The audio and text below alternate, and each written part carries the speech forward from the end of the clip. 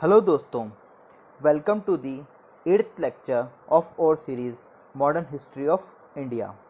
इस लेक्चर में हम लोग बात करेंगे सिख गुरुओं के बारे में, उसके बाद सिख एम्पायर के बारे में, महाराजा रणजीत सिंह के बारे में, relation of Maharaja Ranjit Singh with British and उनकी डेथ के बाद फर्स्ट और सेकंड एंग्लो सिख वॉर के बारे में।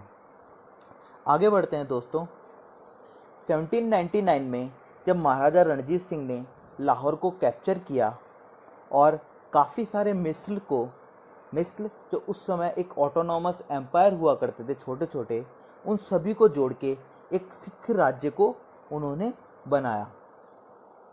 ऑन इट्स पीक मतलब अपने चरम पर सिख राज्य वेस्ट में खैबर पास से लेकर वेस्ट में यहाँ पे खैबर पास से लेकर ईस्ट में तिब्बत तक, साउथ में मिठानकोट तक और नॉर्थ में हिमालयास तक था। महाराजा रणजीत सिंह जी को शेरे पंजाब भी कहा गया है। महाराजा रणजीत सिंह की डेथ के बाद एम्पायर में काफ़ी मिसमैनेजमेंट हो जाता है और इंटरनल डिविजन्स हो जाते हैं। उसके बाद ब्रिटिशर से ये लोग वॉर कर लेते हैं और फर्स्ट और सेकंड वॉर के बाद सिख एम्पायर के ऊपर ब्रिटिशर्स का कब्जा हो जाता है। तो चलिए शुरुआत करते हैं स्टैब्लिशमेंट ऑफ सिख रिलीजन से। सिख रिलीजन की स्थापना का श्रेय गुरु नानक देव जी को जाता है। गुरु नानक देव जी के समय फर्स्ट बैटल ऑफ पानीपत जीतकर बाबर ने भारत के अंदर मुग़ल सल्तनत की नींव रखी थी। बाबर के बाद उनके बेटे हुमायूं और हुमायूं के बाद अकबर का शासन आता है। अकबर ने रिलीजियस फ्रीडम को काफ़ी सपोर्ट किया था। उन्होंने गुरु रामदास जी के लंगर में सभी के साथ बैठकर खाना खाया था और कहा जाता है कि उन्होंने गुरु रामदास जी को एक ज़मीन का टुकड़ा भी लंगर के लिए दान किया था। इस तरह सिख गुरुओं और मुग़लों का अकबर की मृत्यु तक यानी कि 1605 तक किसी भी प्रकार का कोई मतभेद या झगड़ा नहीं था। परंतु अकबर के सक्सेसर जहांगीर को सिख एक पॉलिटिकल थ्रेट लगने लगे। उसने सिख गुरु अर्जन देव जी को अरेस्ट करने का ऑर्डर दिया। गुरु अर्जन देव जी ने जहांगीर के दुश्मन खुसरो मिर्ज़ा को पनाह दी थी। अरेस्ट करने के बाद जहांगीर ने गुरु अर्जन देव जी के सामने इस्लाम को कबूल करने की शर्त रखी, परंतु गुरु अर्जन देव जी ने इसे कबूल नहीं किया और उन्हें काफ़ी दर्दनाक मौत जहांगीर के द्वारा दी गई। गुरु अर्जन देव जी के बाद उनके सक्सेसर गुरु हरगोविंद जी ने अकाल तख्त का निर्माण किया, यानी कि उन्होंने पंजाब के अंदर एक अलग राज्य का स्थापन किया और उन्होंने सिख संप्रदाय के मिलिटराइजेशन का प्रोसेस भी स्टार्ट किया। गुरु हरगोबिंद जी से भी खतरा महसूस करते हुए जहांगीर ने गुरु हरगोबिंद जी को अरेस्ट किया और उन्हें ग्वालियर में कैद करके रख दिया। काफ़ी सालों तक कैद में रखने के बाद जब जहांगीर को यह लगा कि उन्हें गुरु हरगोबिंद जी से कोई खतरा नहीं है, तो उन्होंने गुरु हरगोबिंद को छोड़ दिया। गुरु हरगोबिंद जी के बाद बात करते हैं गुरु तेग बहादुर जी की। गुरु तेग बहादुर जी की रेन के दौरान औरंगजेब द्वारा कश्मीर में हिंदू पंडितों और नॉन मुस्लिम्स को इस्लाम में धर्म परिवर्तन कराया जा रहा था, जिसका गुरु तेग बहादुर जी ने विरोध किया। इस विरोध से औरंगजेब ने गुरु तेग बहादुर जी को वहाँ से अरेस्ट करवाया और दिल्ली लाने के बाद उनके सामने भी इस्लाम कबूल करने की शर्त रखी गई, परंतु गुरु तेग बहादुर जी ने इस्लाम कबूल करने से मना कर दिया। उन्होंने सिख धर्म को छोड़ने से मना कर दिया, जिसके बाद चांदनी चौक में जल्लाद के द्वारा उनका सर कलम कर दिया गया। गुरु तेग बहादुर जी के बाद गुरु बनते हैं उनके पुत्र गुरु गोविंद सिंह जी। गुरु गोविंद सिंह जी ने सिख संप्रदाय के अंदर सिख संप्रदाय को एक मिलिट्री ऑर्गेनाइजेशन में तब्दील कर दिया। उन्होंने खालसा पंथ की शुरुआत की। सबसे पहले उन्होंने पंज प्यारों को दीक्षा दी और उसके बाद उन्हीं से दीक्षा लेकर सिक्स्थ वॉरियर बने। उन्होंने औरंगजेब के खिलाफ कई युद्ध लड़े। औरंगजेब के मृत्यु के बाद उनके सक्सेसर बहादुर शाह ने उन्हें अपने साथ मिला लिया और उन्हें 5000 मनसबदार की रैंक भी दी। परंतु इसके बाद एक साजिश के तहत गुरु गोविंद सिंह जी की हत्या कर दी जाती है एक अफ़गानी पठान के द्वारा। गुरु गोविंद सिंह जी की हत्या के बाद सिख संप्रदाय या खालसा की कमान संभालते हैं बंदा सिंह बहादुर जी। बंदा सिंह बहादुर जी एक सेना का निर्माण करते हैं और मुग़लों के खिलाफ जंग छेड़ देते हैं। उनके पहले एक्शन के दौरान वो पंजाब सूबे की मुग़ल कैपिटल समाना के ऊपर कब्जा करते हैं और खालसा रूल का इस्टेब्लिशमेंट करते हैं। खालसा रूल करने के इस्टेब्लिशमेंट के बाद बंदा सिंह बहादुर जी ज़मींदारी सिस्टम को हटा देते हैं और वहाँ की ज़मीन लैंडलेस फार्मर्स में बांट देते हैं। बंदा सिंह बहादुर जी उन सिटीज़ पे भी आक्रमण करते हैं जिन सिटीज़ पर मुग़लों द्वारा सिखों के ऊपर अत्याचार किए जाते हैं। इसके बाद वो वज़ीर खान, जिसका गुरु गोविंद सिंह जी की हत्या में हाथ शामिल था, उसे भी एक बैटल के दौरान मार देते हैं।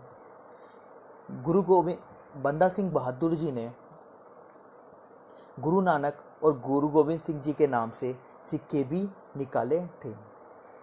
1716 में मुग़ल सल्तनत द्वारा बंदा सिंह बहादुर को एक बैटल में हरा दिया जाता है और उन्हें भी पकड़कर दिल्ली ले जाया जाता है और वहाँ भी इस्लाम कबूल करने की उनके ऊपर शर्त रखी जाती और ना करने के बाद उनको भी मृत्यु के घाट उतार दिया जाता है। बंदा सिंह बहादुर जी की मौत के बाद 1716 से लेके 1799 यानी कि महाराजा रणजीत सिंह की रेन तक का समय पंजाब रीजन के लिए काफ़ी टर्बुलेंट रहता है, या यूँ कह सकते हैं काफ़ी उथल पुथल भरा रहता है। इस समय मुग़ल एम्पायर भी अपने डिक्लाइन पर होता है। साउथ से मराठास का भी पावर काफ़ी बढ़ जाता है और नॉर्थ वेस्ट से अफ़गानी रूलर्स भी इस रीजन के ऊपर बार बार हमले करते रहते हैं। इस पीरियड के दौरान पंजाब राज्य की रक्षा खालसा आर्मी द्वारा की जाती है। वो लोग काफ़ी सक्सेसफुली अफ़गानी रूलर्स का भी सामना करते हैं। इस समय पंजाब रीजन छोटे छोटे इलाकों में बढ़ जाता है जिन्हें मिसल कहा जाता है और एक मिसल का रूल एक खालसा या एक डेफिनाइट फौज के द्वारा किया जाता है। उसके बाद इन्हीं मिसल को एक करके या इनका एक यूनियन बनाकर राजा रणजीत सिंह ने सिख एम्पायर की इस्टेब्लिशमेंट या सिख एम्पायर का इस्टेब्लिशमेंट किया था। पंजाब उस पीरियड के दौरान 12 अलग अलग मिसल में डिवाइड होता है, जिनके नाम हैं आलूवालिया, भंगी, दल्लेवालिया, फैजलपुरिया, कन्हैया, करोरा सिंघिया, नकई, निशानिया, फुल्किया, रामघरिया, शुक्रचकिया और शहीद। महाराजा रणजीत सिंह जी शुक्रचकिया मिसल से रिलेट करते हैं। यह उस समय का मिसल का मैप है, आप जब भी फ्री हो ये देख सकते हैं। ये बाकी ये काफ़ी रिलेवेंट नहीं है। अब बात करते हैं दोस्तों महाराजा रणजीत सिंह के बारे में, जिन्हें शेरे पंजाब भी कहा जाता है। उनका जन्म नवंबर 1780 में गुजरानवाला में हुआ था, जो कि आज के समय पाकिस्तान में है। कहा जाता है कि महाराजा रणजीत सिंह ने 10 साल की उम्र में भी अपने पिताजी के साथ युद्ध के अंदर भाग लिया था। उनके पिता की मृत्यु के बाद केवल 12 साल की उम्र में उन्हें अपने मिसल का चीफ बना दिया जाता है। दोस्तों महाराजा रणजीत सिंह को बचपन में स्मॉल पॉक्स की बीमारी हो गई थी, जिसके बाद उनकी बाईं आंख की रोशनी काफ़ी कमज़ोर हो गई थी। By the end of 18th century यानी 1795 के बाद पंजाब रीजन के अंदर मिस गवर्नेंस काफ़ी बढ़ जाती है, जिसके बाद महाराजा रणजीत सिंह जी बाकी सारे मिसल को अपने कब्जे में ले लेते हैं और कई मिसल के साथ मैरिज रिलेशन भी इस्टेब्लिश करते हैं। महाराजा रणजीत सिंह की कई बीवियां हुआ करती थीं। 1799 में वो लाहौर के ऊपर अपना कब्जा करते हैं और सिख एम्पायर की स्थापना करते हैं। 1802 में वह अमृतसर को भी अपने कब्जे में कर लेते हैं। इस तरह पंजाब की पॉलिटिकल कैपिटल और रिलीजियस कैपिटल दोनों महाराजा रणजीत सिंह जी के अंडर आ जाती हैं और 1801 में वह खुद को महाराजा ऑफ पंजाब डिक्लेयर कर देते हैं। महाराजा रणजीत सिंह जी सभी सिख स्टेट्स को अपने कंट्रोल में लाना चाहते थे। इसके लिए वो सिख सतलज स्टेट्स उस समय ब्रिटिश कंट्रोल में हुआ करते थे। सिख सतलज स्टेट्स की बात करें दोस्तों, तो सतलज नदी के नीचे के स्टेट्स को सिख सतलज स्टेट्स कहा जाता था, जो शुरुआत में मराठास के अंडर में हुआ करते थे, परंतु सेकेंड एंग्लो मराठा वॉर के बाद उनके ऊपर ब्रिटिशर्स का इनफॉर्मल रूल हो जाता है। सिख सतलज स्टेट्स में कलसिया, कैथाला, पटियाला, लुधियाना, फिरोजपुर, अम्बाला जैसे बड़े स्टेट्स भी थे। इन 1806 महाराजा रणजीत सिंह लुधियाना के ऊपर हमला करते हैं और उसे अपने अंडर में ले लेते हैं और उसके आसपास की काफ़ी टेरिटरी को भी अपने अंदर मिला लेते हैं। परंतु बाकी के सिख सतलज स्टेट्स इसके लिए ब्रिटिश सरकार से गुहार करते हैं और ब्रिटिश सरकार इस वॉर के अंदर आर्बिट्रेशन में आती है और वो महाराजा रणजीत सिंह के साथ ट्रीटी ऑफ अमृतसर साइन करती है। इस ट्रीटी के तहत सतलज रिवर को ब्रिटिश और पंजाब यानी कि सिख एम्पायर के बीच की बाउंड्री मान लिया जाता है। इस ट्रीटी को साइन करने के बाद महाराजा रणजीत सिंह साउथ के अंदर एक लिमिट तक फिक्स हो जाते हैं, परंतु नॉर्थ के लिए वो काफ़ी फ्री हो जाते हैं और 1819 में वो कश्मीर के ऊपर कब्जा करते हैं और उसके बाद 1834 में वो पेशावर को भी सिख एम्पायर में मिला लेते हैं। 1838 में महाराजा रणजीत सिंह जी ब्रिटिशर्स और शाह शुजा के साथ एक ट्रीपार्टीट ट्रीटी साइन करते हैं, जो आगे चलकर अफ़गान वॉर में तब्दील हो जाती है। 40 साल तक सिख एम्पायर के ऊपर सक्सेसफुली राज करने के बाद 27 जून 1839 को महाराजा रणजीत सिंह की मृत्यु हो जाती है। महाराजा रणजीत सिंह की मृत्यु के बाद उनके पुत्र खड़क सिंह राजा बनते हैं। खड़क सिंह के बाद नवनिहाल सिंह, उनके बाद शेर सिंह और शेर सिंह के बाद दिलीप सिंह को राजा बनाया जाता है, जो उस समय माइनर होते हैं, और महाराजा रणजीत सिंह की पत्नी रानी जिंदाल को दिलीप सिंह का रीजेंट बनाया जाता है। इस दौरान सिख एम्पायर या सिख कोर्ट के अंदर काफ़ी पॉलिटिकल टर्मोइल्स या काफ़ी षड्यंत्र रचे जाते हैं और काफ़ी इंटरनल डिस्टर्बेंस क्रिएट होता है। परंतु दोस्तों, हमें इसके अंदर नहीं जाना है, ये हमसे नहीं पूछा जाएगा। हम लोग आगे बढ़ते हैं फर्स्ट एंग्लो सिख वॉर की तरफ। अब बात करते हैं दोस्तों फर्स्ट एंग्लो सिख वॉर की। इसके बैकग्राउंड की बात करें तो महाराजा रणजीत सिंह की मृत्यु के तुरंत बाद पंजाब से सटे हुए एरियाज़ में ब्रिटिश अपनी फोर्स, अपनी मिलिट्री को काफ़ी बढ़ा देती है। 1843 में वो ब्रिटिशर्स सिंध के ऊपर भी कब्जा कर लेते हैं। इस तरह पंजाब की कोर्ट में खलबली मच जाती है और वो लोग भी बॉर्डर के ऊपर अपनी सेना को तैनात करते हैं। इसी बीच फर्स्ट एंग्लो सिख वॉर की शुरुआत हो जाती है। ब्रिटिशर्स यह कहते हैं कि पंजाब आर्मी ने सतलज की बॉर्डर को क्रॉस किया और वो लोग जंग का ऐलान कर देते हैं, जबकि सिख आर्मी के द्वारा कहा जाता है कि वे लोग अपने ही पोजीशन एरिया मतलब कि अपनी ही सीमा के अंदर घूम रहे होते हैं, इसके बावजूद ब्रिटिशर्स उनके ऊपर हमला कर देते हैं। इसके बाद वॉर के दौरान सिख कमांडर्स लाल सिंह और तेजा सिंह सिख एम्पायर को धोखा देते हैं। वे लोग ब्रिटिशर्स के साथ मिल जाते हैं, जिसके तहत सिख आर्मी को मुड़की, फिरोज शाह, बुड्डेवाल, एवाल और सोबराओं में हार का सामना करना पड़ता है। और उसके बाद फरवरी 20 को 1846 में लाहौर ब्रिटिशर्स के कब्जे में चला जाता है। इस युद्ध के बाद ट्रीटी ऑफ लाहौर पे सिख एम्पायर और ब्रिटिशर्स साइन करते हैं, जिसके तहत सिख एम्पायर को अपने वैल्यूएबल रीजन जलंधर दोब, जो कि ब्यास रिवर और सतलज रिवर के बीच का है, उस हिस्से को ब्रिटिश एम्पायर के हवाले करना होता है। इसके अलावा ब्रिटिशर्स सिख एम्पायर के ऊपर 15 मिलियन रुपीस यानी कि 1.5 करोड़ रुपए की इंडेमनिटी भी चार्ज करते हैं, यानी कि वॉर के दौरान जो नुकसान हुआ है उसका हर्ज जाना।